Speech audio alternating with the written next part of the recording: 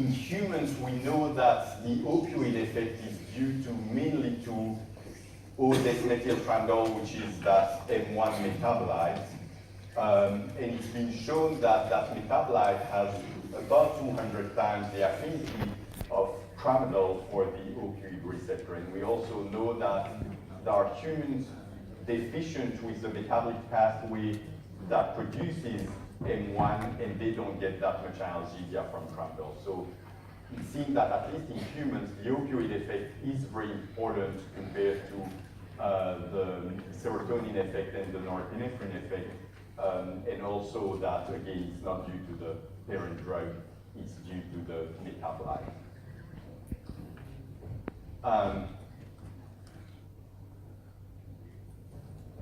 In cats, we don't know the metabolism of tramadol, and we'll go back to that.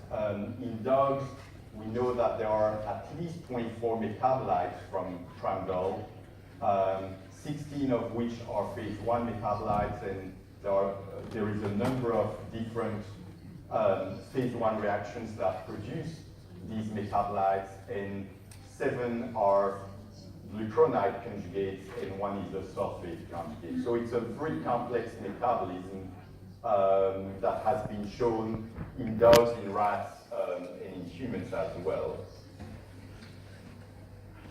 So if we look at what we know about pharmacokinetics of tramadol in dogs, there are a few studies available. And so in the first study here, the tramadol was given intravenously and orally. And in that study, they also gave M1 intravenously. And they reported a moderate volume of distribution, half-life of close to an hour, and a moderate clearance for tramadol. And again, if we look at the graph, the IV would be the black line, the dotted line would be after oral administration. The metabolite itself had a smaller volume of distribution, a slightly longer half-life, a moderate clearance again, a reasonable rate of formation of about 5 minutes or 4 minutes, and a rate of elimination that was reasonably slow. When they looked at the oral administration of tramadol, the bioavailability was extremely variable from dog to dog. In average, it was 65%, but there was a lot of difference from dog to dog. The half-life was slightly longer, and therefore we could question whether the clearance was the same between the two studies. When we calculate bioavailability, it's important. One of the basic assumptions is that the clearance doesn't change between the IV study and the oral study.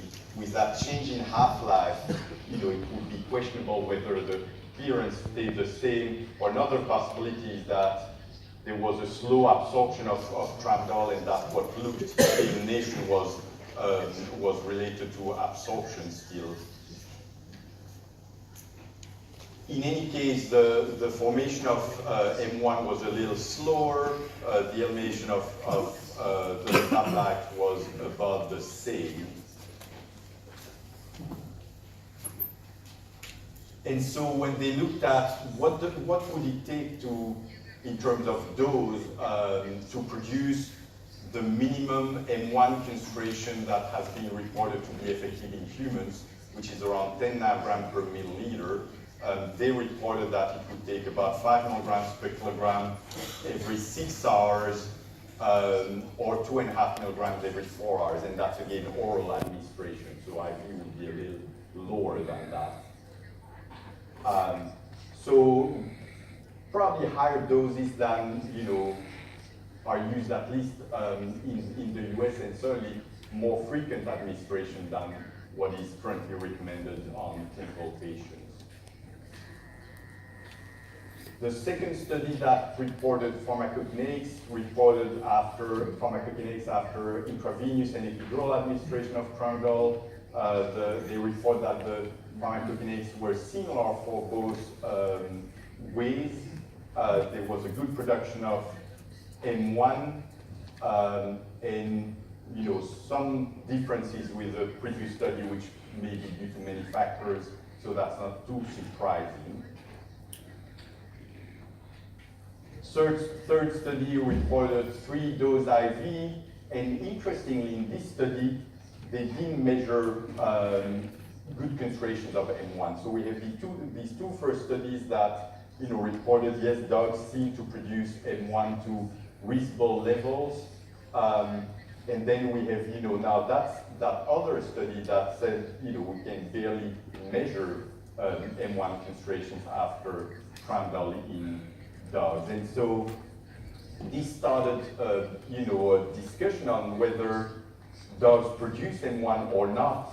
And again, if we think that M1 is the main factor responsible for the analgesia due to Tramadol in various species, whether dogs would get good analgesia from Tramadol or not. Other studies have followed that one. This one was IV and rectal administration. There was, rectal doesn't look like a good way to administer Tramadol. The bioavailability was really low. And same thing, they didn't measure much M1. They measured a lot more M2 and M5, which are not thought to be producing analgesia.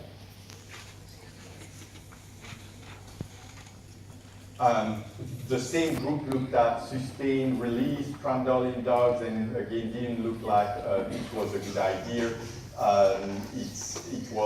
It produced low and inconsistent concentrations of Tramadol and M1, and therefore was unlikely to produce analgesia. Other studies, same thing, they looked at IVIM, again, low M1 concentration. So now we have a number of studies that have reported low M1 concentrations in dogs, with the exception of these two first studies that were different for some reason. Let's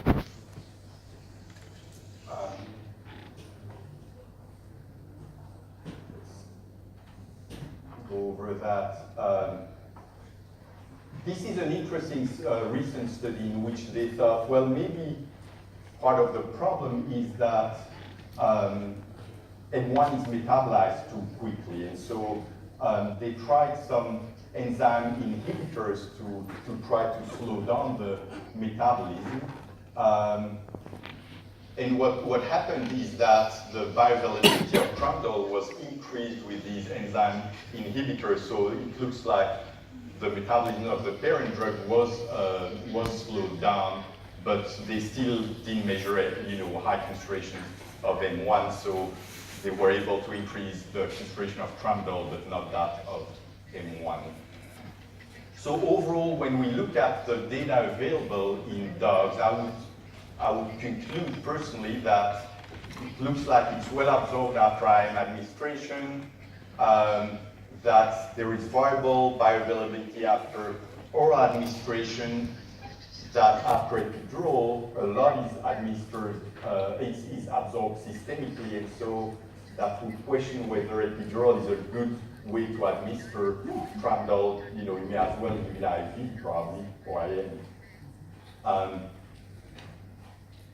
From that first study, certainly, it would look like the dose requirements are much higher than in humans for oral administration in order to produce similar concentrations, and that M1 concentrations are much lower than in humans.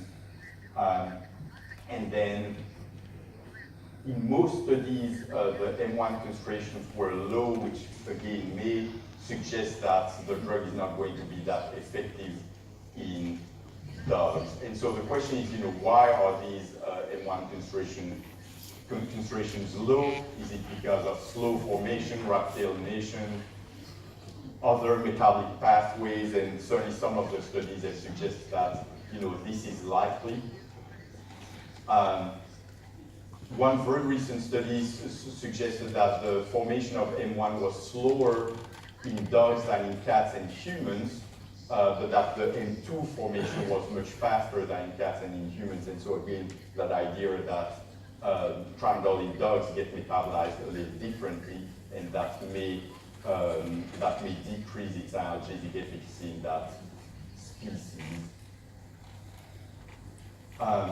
So again, this is that last study that compared dogs, humans, and cats, and so we can see that the M1 formation rate is much lower in dogs than in cats, whereas the M2 formation rate is a lot faster in dogs than in cats and humans.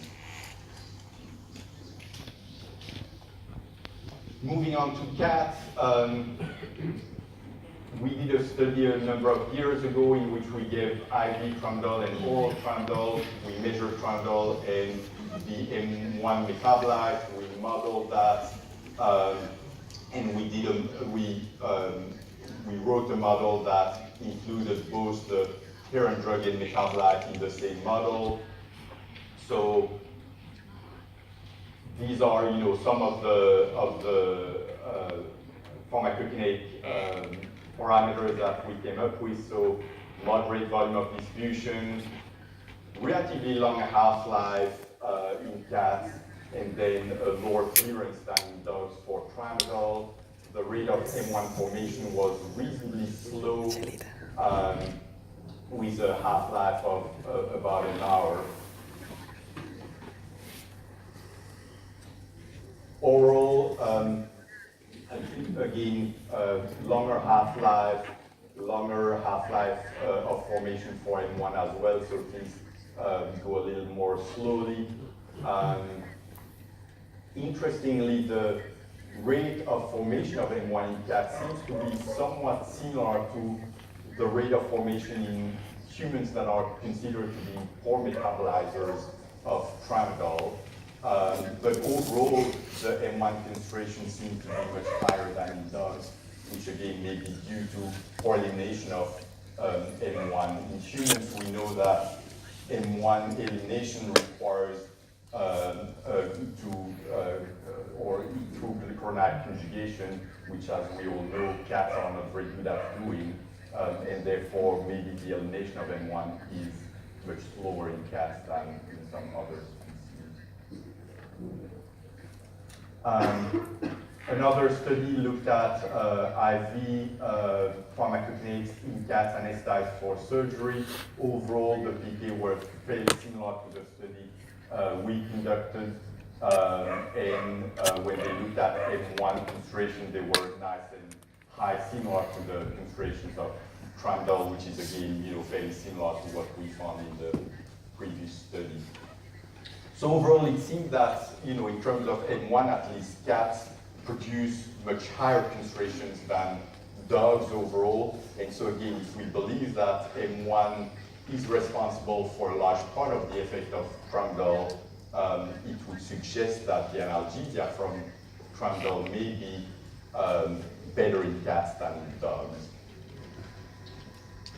So if we look now at analgesia, again, there are a number of studies available that try to look at, again, whether dogs got analgesia, and then a few studies on cats as well.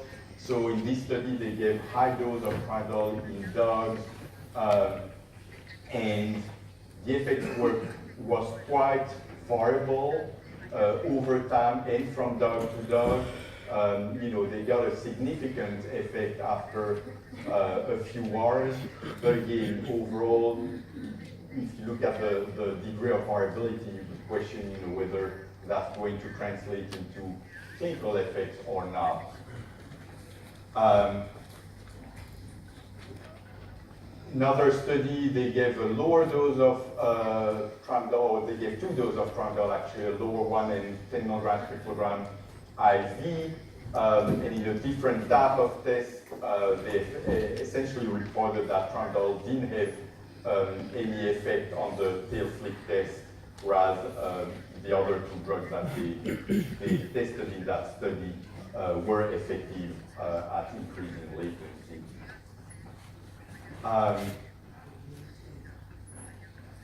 Other studies, they looked at thermal and mechanical threshold in these studies. There was no increase in thermal threshold. There was some increase in mechanical threshold at some time points, but again, a lot of variability, low N1 concentration in that study. So whether again that translates into clinical efficacy may be a little questionable. So these were the studies that looked at a sort of model and not in a clinical setting, and none of them is very convincing in terms of the analgesic efficacy of Tramadol in dogs. If we look at, there are also clinical trials, so administration of Tramadol in actual patients, and for the most part, it's the surgery that was done was a hysterectomy. And so in this first study, they compared Tramadol to morphine. They gave both of them IV, and there was no difference in pain scores for 6 hours. So this may be a little more suggestive that Tramadol is an effective analgesic, but we'll go back to that in a minute. This was a different surgery. It was after TPLO. So again, they gave Tramadol IV or epidural in this study. They looked at post-operative pain scores. They were similar in the two groups. And overall, the pain scores were pretty close to their cutoff for rescue analgesia. So again, that may suggest limited efficacy of Tramadol in terms of producing post-operative analgesia in this study. Another clinical trial in dogs, they gave morphine, Tramadol, or so they gave both morphine and Tramadol pre-op, and in another group they gave morphine sub-Q pre-operatively and then Tramadol post-operatively. And again, they did ovarian hysterectomy. They looked at EEG and pain scores. And again, in this study, the pain scores were similar for Tramadol and morphine, but lower when they were combined together.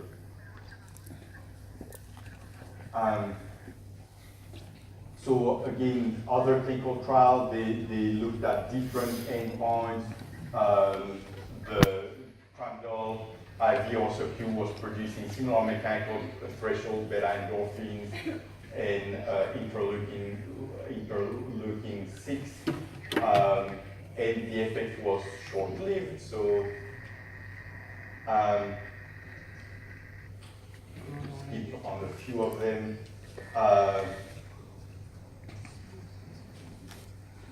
So overall, you can see there is a number of them.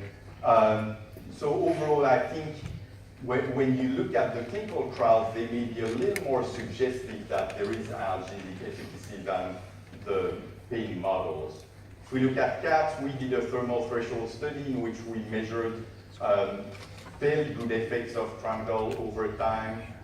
Certainly at the higher doses that we tested, 2, 3, 4 milligrams per kilogram produced increase in thermal threshold for about 6 hours. Other study in cats where they gave epidural saline Tramadol or morphine, and Tramadol was better than saline but shorter acting than morphine. Another clinical trial in cats, again after anesthesia and ovarian hysterectomy, the pain scores were better than placebo at the early time points, but similar as placebo after a couple of hours, so short time of analgesia. But again, this was a reasonably low dose, and they were only dosing every 8 hours, so maybe a higher dose a little more often would be better. Low pain score after castration and ovarian hysterectomy after 2 milligrams per kilogram of Tramadol IV. So again, a number of studies that showed reasonable efficacy. So if we try to summarize the information that we can gain from these studies, most clinical trials seem to indicate that Tramadol is as effective in dogs as an opioid or a non-steroidal. But the problem, I think, is that the pain scores tended to be low, overall, and so it's always a little difficult to show efficacy when all your patients essentially have little pain. And in most of these studies, the dogs received additional drugs like at the same time, and so it's maybe difficult to isolate the effect of Tramadol. It would be good to have a clinical trial with placebo-controlled, but these days, it's difficult to consider that ethical because, again, you don't want your patients to experience more than mild to maybe moderate pain. Most of these studies used ovarian hysterectomy as the surgery, which again, the degree of pain after ovarian hysterectomy may be somewhat variable, but may not be high enough to demonstrate a good effect of analgesic drugs. So again, I think the bottom line is, it's difficult to know whether Tramadol was really effective or not in most of these studies. I would say that epidural administration is, doesn't seem to be any better than IM or IV administration, both based on pharmacokinetics and pharmacodynamics. I think, if you consider epidural Tramadol, it may just be easier to give it IV or IM. So personally, I wouldn't use it epidural. In cats, I think we have better evidence that it's effective. It goes back to maybe the fact that we can measure higher M1 concentration than in dogs. We have less studies than in dogs, but again, somewhat stronger evidence that Tramadol produces analgesia. And so I think, after all that, we left with a question, is Tramadol a good drug for dogs? And I don't know the answer, and maybe, some of you have more experience, again, in the preoperative setting. We use Tramadol mostly post-operatively after, the first 24 hours, when we think, we may need moderate analgesia. But again, I think cats with better evidence that it may be fairly effective preoperatively than in dogs. In dogs, I think it's still a little bit of a question mark. Any questions?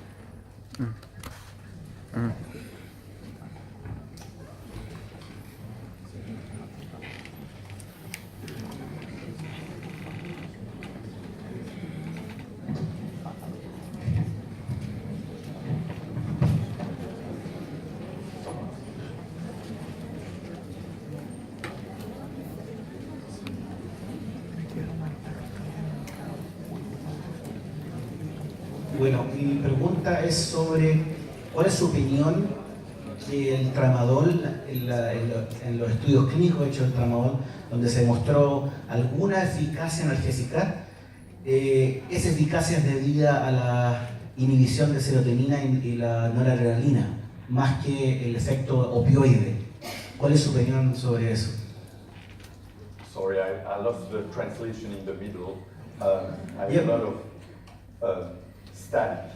I can do it in English if you want. So my question is, what is your opinion about doing this analgesic effect in clinical trials that you may think that could be corresponding to the opioid metabolite, but actually could be related to the noradrenaline and serotonin reuptake inhibition effect, and the opioid effect actually is not in much existence. And that's what we see, as you see clinically, as me as well. We use it in postoperative times more than intraoperative times. What is your opinion about that? Yeah, I think it's certainly a possibility, and based on the pharmacokinetics, I think you're right that if we see an analgesic effect in dogs, it would most likely be to other effects than opioids, since we don't have that M1 metabolite.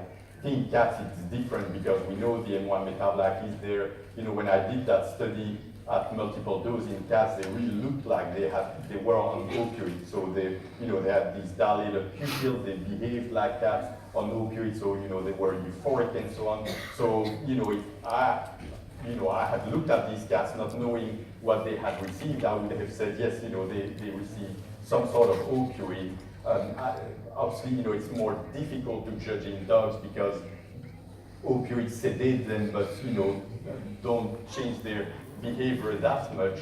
But yeah, I think going back to your statement, I think you're correct that most likely if we see post-operative or analgesia in dogs, it would be through different mechanisms than opioids. And again, that may go back to, if we look at humans at least, the humans that don't produce the M1 metabolite get way less analgesia than the ones that produce the metabolite. So again, the efficacy may not be great in dogs. Muy bien, ¿alguna otra pregunta?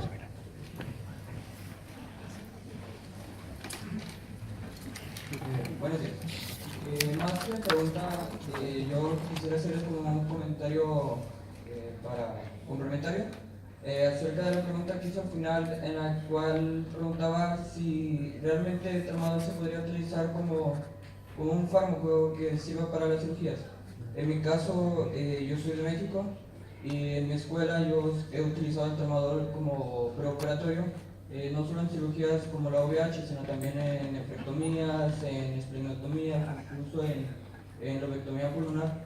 Y primeramente nos enseñaron a utilizar el metamidazol sódico en combinación con tilitamina con solazepam y teníamos resultados muy variantes, en el que el periodo de recuperación era muy difícil porque había muchos ataques, teníamos muchos problemas con la recuperación con los animales.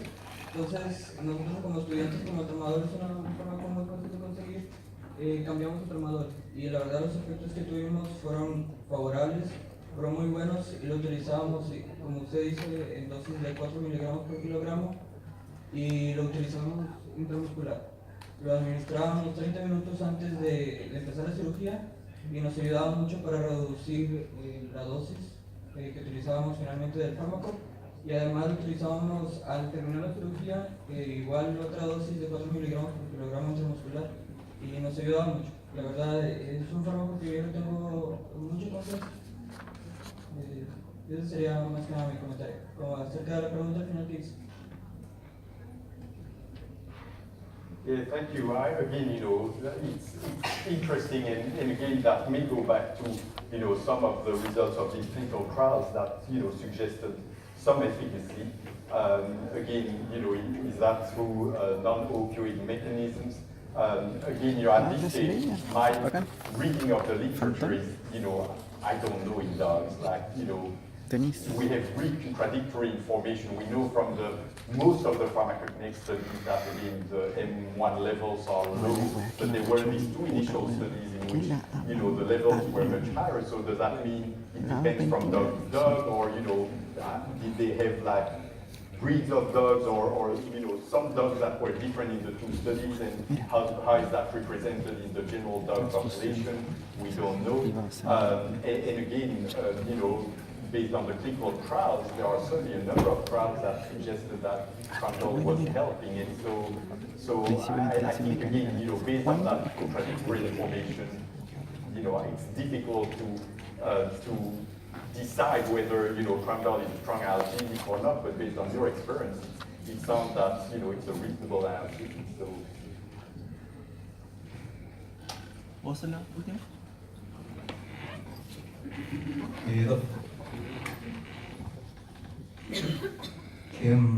Bueno, como comentó también en un estudio que presentó respecto al efecto, digamos, infraditivo entre la mezcla morfina y tramadol en perros, entiendo que eso también ocurre en las personas y se explicaría probablemente porque hay una competencia entre la morfina y el efecto opioide del tramadol probablemente. Ahora, en el caso de los perros, aparentemente el efecto opioide es pobre. Entonces, ¿cómo nosotros podríamos explicar este efecto infradictivo en el estudio en perros. Yeah, it's a very good question. I agree. You know, even if you think, you know, like that they both sort of compete for the same receptor, you know, the antagonism in theory at least would only occur at pretty high dose of, you know, either. So, you know, when you use moderate dose of morphine and moderate dose of tramadol, I'm not sure that, you know, that idea that they, again, competing for the same receptors makes a lot of sense, because you should still have a lot of receptors available for binding. Again, if we go back to the dogs and we think, you know, the opioid effect is not an effect, or, you know, it's not a relevant effect, it's mostly serotonin reuptake antagonist and norepinephrine reuptake antagonism. You know, it's even more difficult, I think, to explain, because certainly, you know, opioid and adrenergic agonists tend to produce at least additive and often supra-additive effects, and same thing with serotonin reuptake inhibitors. So I agree. It's difficult to explain why, you know, in that study the effects seem to be less when the drugs were combined. I'm not sure we have a good explanation for that. It's about that. Muy bien, muchas gracias, doctor Pypendop.